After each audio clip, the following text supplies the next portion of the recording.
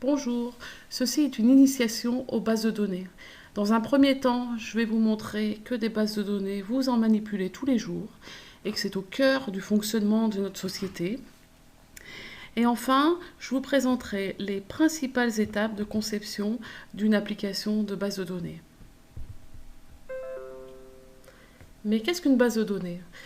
C'est un ensemble structuré de données reliées entre elles et stockées de manière cohérente dans des tables, sans redondance inutile, et de sorte qu'elles puissent être manipulées par des utilisateurs concurrents de manière efficace. C'est le cœur de presque tous les systèmes d'information. Vous en retrouvez dans tout ce qui est gestion du e-commerce, des intranets, des logiciels de comptabilité, des logiciels de gestion, de planning, de factures, de clients, etc. Des bases de données, vous en manipulez tous les jours, sans peut-être vous en rendre compte. Voici quelques exemples.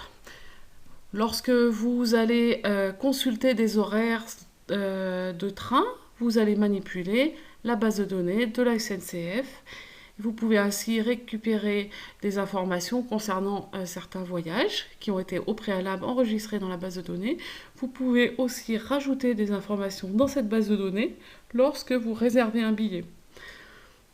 Vous pouvez trouver des informations, par exemple, sur les bureaux de poste de Grenoble. Et lorsque vous recherchez des informations sur les bureaux de poste, alors la base est interrogée, la base de données de la Poste qui enregistre toutes les informations des bureaux de poste est interrogée et vous pouvez obtenir les informations qui vous sont importantes, comme par exemple les horaires d'ouverture, les adresses, etc.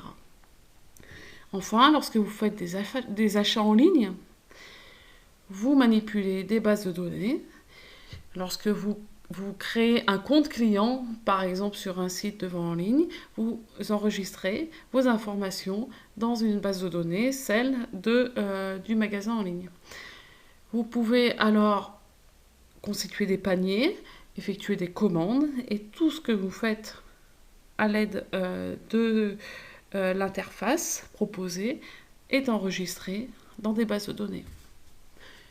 Vous pourrez récupérer sur l'intranet un exemple de base de données bien moins élaboré que ce que vous manipulez tous les jours, mais qui vous permettra de comprendre un petit peu comment ça marche.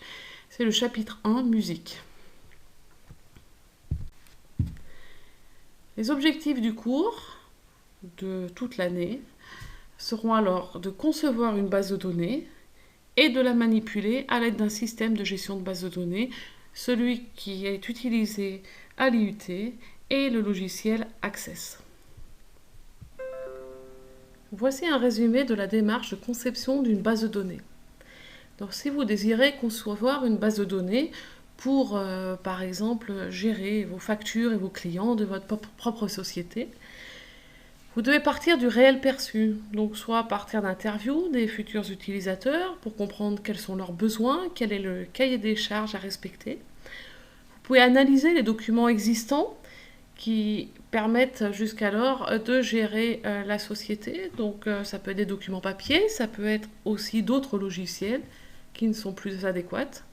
Et vous pouvez étudier les logiciels existants qui gèrent à peu près le même nombre d'informations pour vous en inspirer.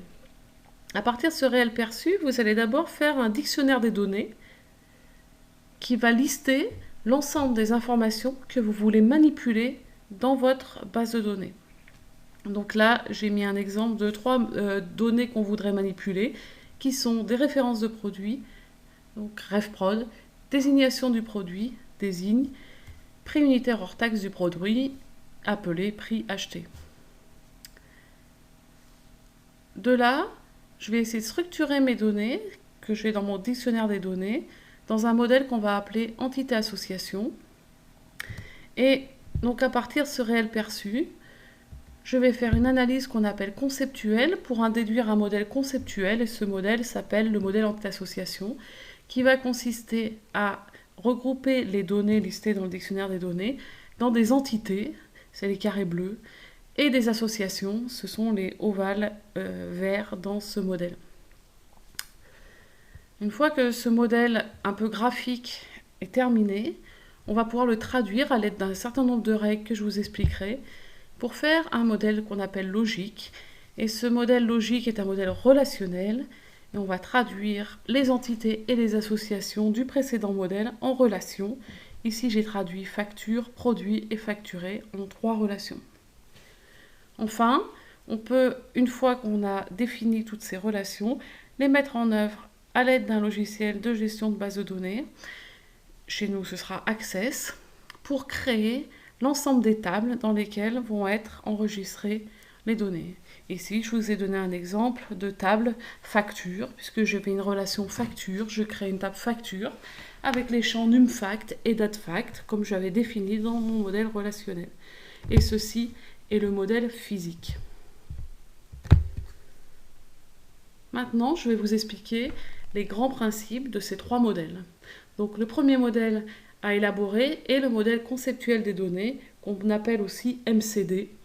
Ce modèle est très graphique et permet d'analyser et de modéliser les données indépendamment d'un système de gestion de base de données, donc le logiciel qui permettra de créer notre application de base de données. Le modèle étudié ici est un modèle qu'on appelle le modèle entité-association, donc MEA, et il permet de manipuler des entités. Donc ici j'en ai 3, une entité produit, une entité facture et une entité client, qui sont reliées par des associations, et donc là j'ai 2 associations, et facturées, qui relient produit et facture, ce qui me permet de dire qu'un produit est facturé dans une facture, et une association concerne client, qui me permet de dire qu'une facture concerne un client. Le deuxième modèle qu'on devra élaborer à l'aide du premier est un modèle logique des données, MLD, et le modèle logique qu'on utilise ici est le modèle de type relationnel. Donc j'ai traduit ici mes 3 entités, facture, produit, client, et mes 2 associations et facturées concernent client que j'avais dans le modèle précédent. Je vous expliquerai plus tard comment on traduit le modèle conceptuel en un modèle logique. Donc le troisième modèle est le modèle physique. C'est le modèle qui définit le stockage et l'organisation des données dans les tables, donc sur l'ordinateur. Et il va falloir enregistrer dans les tables toutes les données que j'ai définies dans mes modèles précédents et avec la structuration que j'ai choisie dans les modèles précédents. Dans le modèle précédent, j'avais une relation facture avec 2 champs, numFact et dateFact. Donc dans le modèle physique, je vais créer une table à l'aide d'Access qui s'appellera facture et qui aura 2 champs, numFact et dateFact. NumFact sera de type numérique, c'est un nombre. DateFact sera une date, donc je pourrais mettre date-heure. Mais on verra plus tard comment ça marche. Je vais d'abord créer la structure de la table pour enfin pouvoir rentrer des données dans cette table. Donc puisque j'ai créé une table facture avec 2 champs, j'aurai un tableau à remplir avec 2 colonnes, une colonne numFact et une colonne dateFact, et je pourrai rentrer l'ensemble de mes factures dans cette table.